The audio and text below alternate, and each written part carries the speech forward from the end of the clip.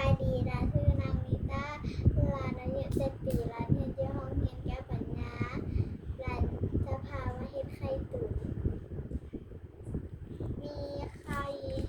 มีเกลือขนอมี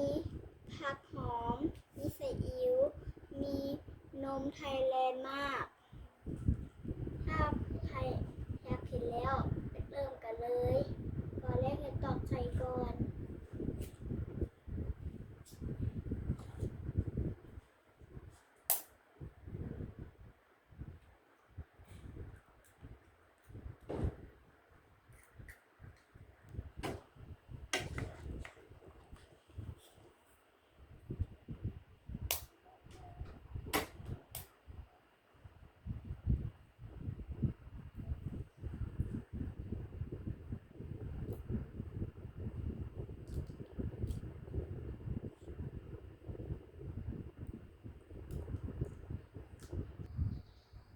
หลังตอกไข่แล้ว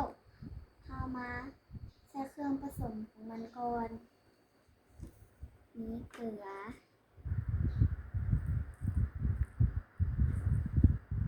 ต่อไปกับขนม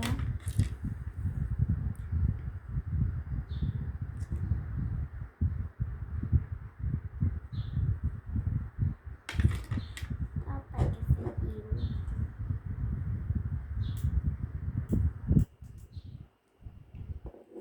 ต่อไปเขาก็มาหั่นผัก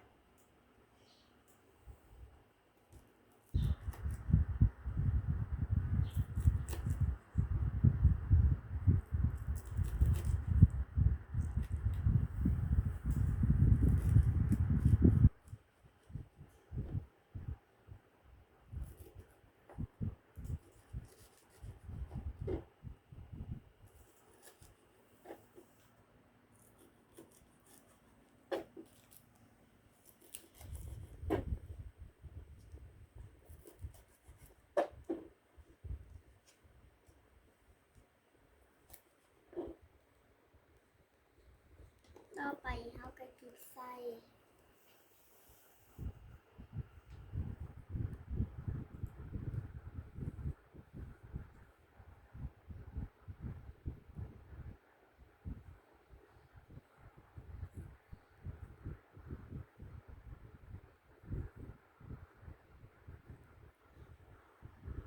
ขาดบ่ได้คือ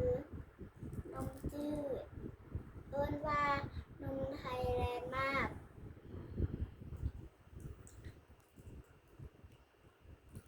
เพื่อให้มันไข่มุก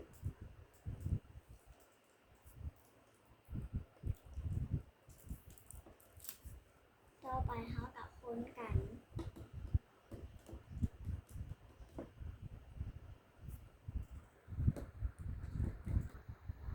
หลังจากตีแล้วเราต้องตักใส่